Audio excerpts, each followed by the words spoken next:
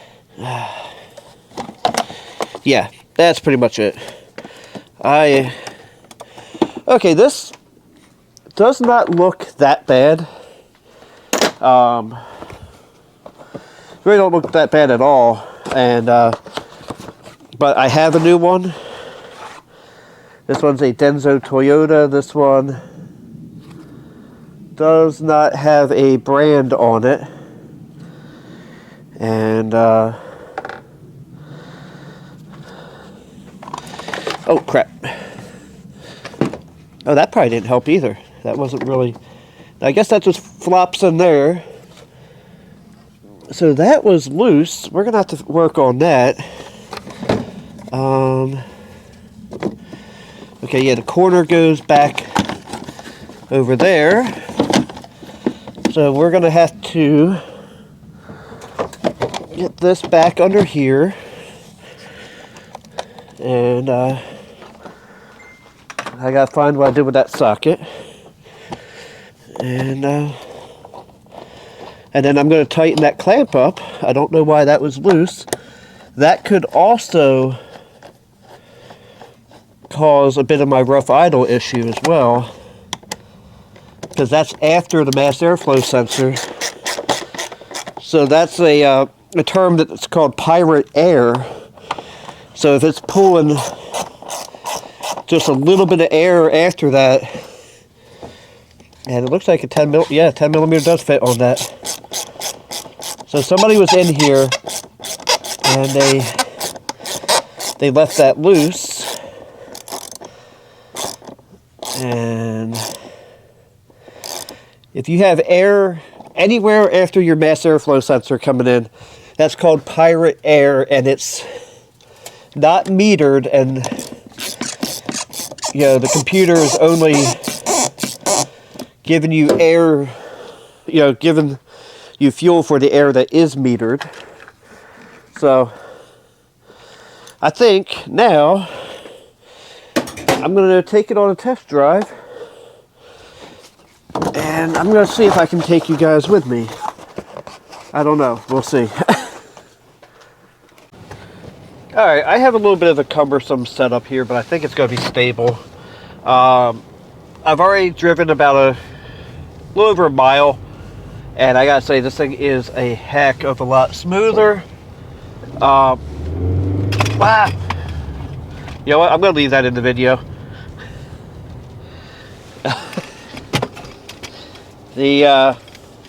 My tripod setup was not set up right, but it is now. Let's try that one more time. The acceleration is very smooth now. I wish I had a fuel economy meter on this. I've driven 125 miles in this car today, and I've barely used a quarter of a tank. But we're going to take a left here, go for a quick ride. There is a little bit of a shimmy in the car, but that is because it needs brake rotors, which is something I'm going to order when I get home. I purposely bought a car that was in very good shape, but needed a few little things, so that I can make a couple videos about it. And I know people in this area, because this is a backcountry area, they're going to be like, what in the world is this guy doing with a Camry in his car? But